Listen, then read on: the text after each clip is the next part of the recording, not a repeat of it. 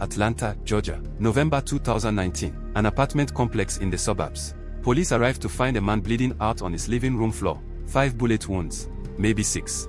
His wife is screaming, clutching her shoulder where a bullet tore through, and sitting calmly on the couch. A woman holding a gun. Not fleeing. Not hiding. Just waiting. Her name is Monica. She's a licensed therapist. Specializes in helping people manage violent impulses. Tonight, she just executed a pastor in front of his wife. The question everyone's asking, how does a trained counselor end up as a murderer? Let me take you back to where this really started. Charlotte, North Carolina, 2017. Monica's life looks stable from the outside. Professional career, nice home, husband. But inside, everything's hollow. Her marriage has become a shell. No intimacy. No conversation. No connection. Just two people occupying the same space, pretending they are still a couple. She's desperate for something, anything, to fill the emptiness. That's when a friend from church suggests she talk to Pastor David. He does marriage counseling on the side. Maybe he can help. Monica books an appointment. What she doesn't know, she just walked into a trap. So truly, she met the pastor. First session, Monica pours her heart out. Talks about the loneliness, the rejection, how lost she feels. Pastor David does what predators do best, he listens. Makes her feel understood, seen, valued. She schedules a follow-up. Second session, the mask slips. Halfway through their conversation, Pastor David shifts, gets closer. The professional boundaries evaporate. Before Monica fully processes what's happening, they are kissing.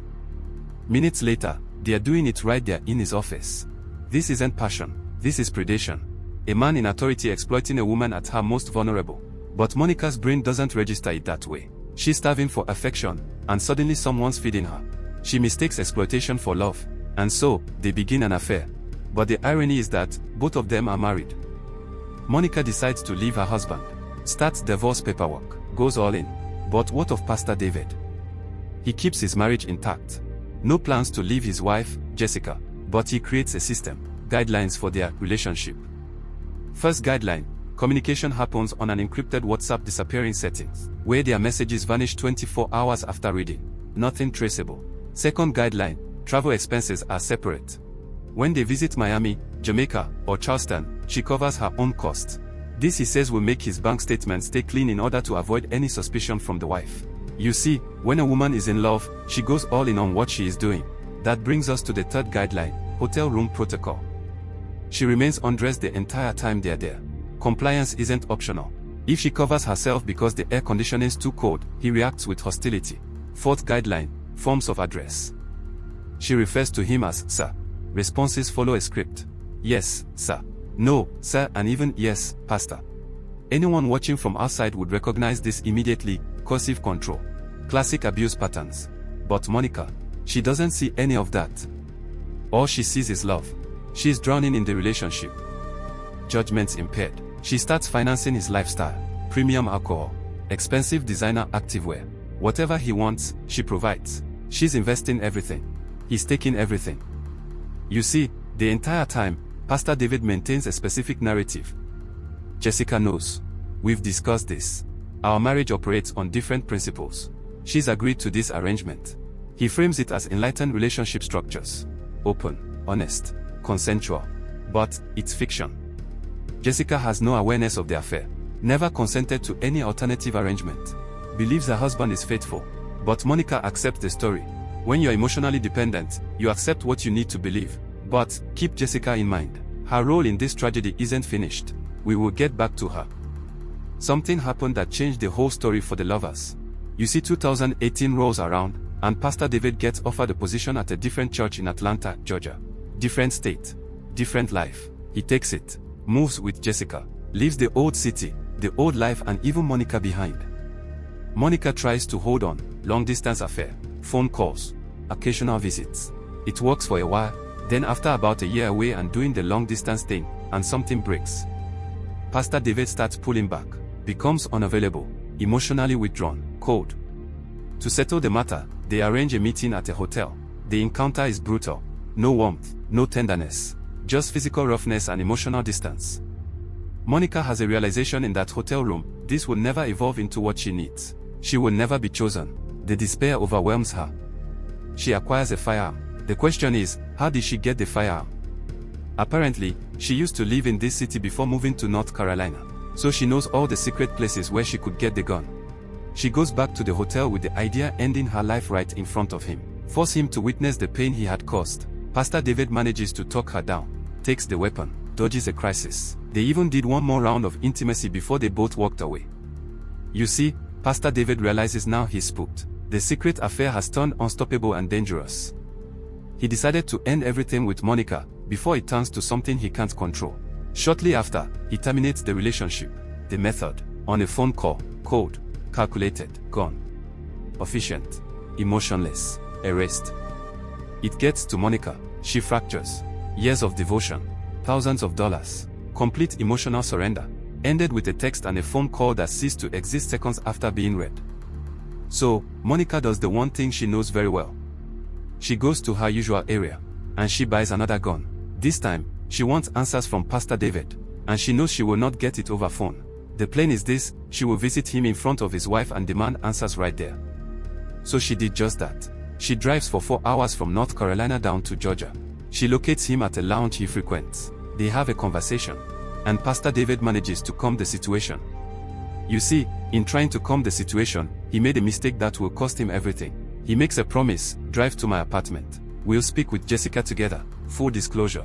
Monica drives to the address. Jessica opens the door. They recognize each other from church gatherings. Jessica welcomes her inside. Monica invents a cover story: work conference, happened to be in town. Pastor David arrives home. Suddenly, he's performing confusion, acting as though Monica's presence is unexpected. Bizarre.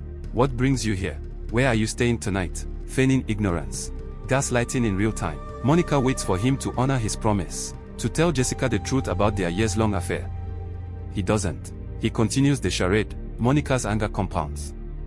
The humiliation intensifies. She announces she's leaving, requests that he escort her out. He declines, suggests Jessica do it instead. That's when Monica's last thread of control snaps. Monica reaches into her jacket, withdraws the firearm, aims at Pastor David, shouts, "You destroyed my heart." She fires 5 shots. Then pivots toward Jessica. 1 shot strikes her shoulder. Pastor David dies within minutes. Jessica survives the gunshot wound. The shocking twist is that Monica, after what she has done, remains in the apartment. Sits down. Considers suicide. When police arrived, they find her still there. Arrest is immediate. Trial follows. Conviction. Life imprisonment. Now here's the part most people don't know. This story didn't come from court records or news archives. It came directly from Pastor David's sister. Wanted this story told. Wanted people to understand who her brother really was. Her words: David was a predator. What he did to Monica was calculated exploitation. He weaponized his position as a spiritual leader. He manipulated a woman who came to him broken and desperate. Yes, murder is indefensible. But I understand her breaking point. David psychologically destroyed her. She described her family's burden. Living with the knowledge of what he did, the shame of his abuse, the guilt of not stopping him sooner, and Jessica, David's widow, forced to reconstruct her entire existence. Husband dead. Marriage revealed as a fraud. Gunshot wound. Trauma layered on trauma. Pastor David's sister said something else that stuck with me. If Monica hadn't wanna leave him, he would have found another victim, then another. He felt no remorse, only concern for his reputation. So she's speaking publicly, refusing to protect his legacy, holding her own blood accountable posthumously, because silence protects predators. Truth protects future victims. This isn't a story about one tragic affair gone wrong. It's a story about how authority becomes a weapon. Pastor David identified vulnerability and exploited it systematically. The isolation tactics, the control mechanisms, the degrading requirements, the manufactured reality. These aren't relationship quirks. They are abuse blueprints.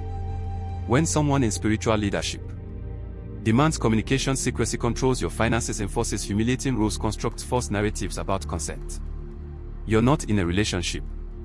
You're in an abusive dynamic. Monica's professional training should have helped her recognize this. But when you're the victim, clarity disappears. Abuse rewires your perception, makes the abnormal seem normal, turns exploitation into devotion. If you're currently experiencing manipulation from someone in power, religious leader, therapist, mentor, seek help from a licensed professional. Not another pastor. Not a church counselor. An independent, credentialed therapist. To the sister who shared this story, your courage matters. Choosing truth over family loyalty isn't easy, but it's necessary. The church needs more people willing to name abuse, even when it's uncomfortable. If this resonates, subscribe. Share this with someone who needs to hear it. Comment if you've survived similar manipulation. We'll keep exposing these patterns. Stay alert. Stay protected. And stay dangerous to those who abuse power.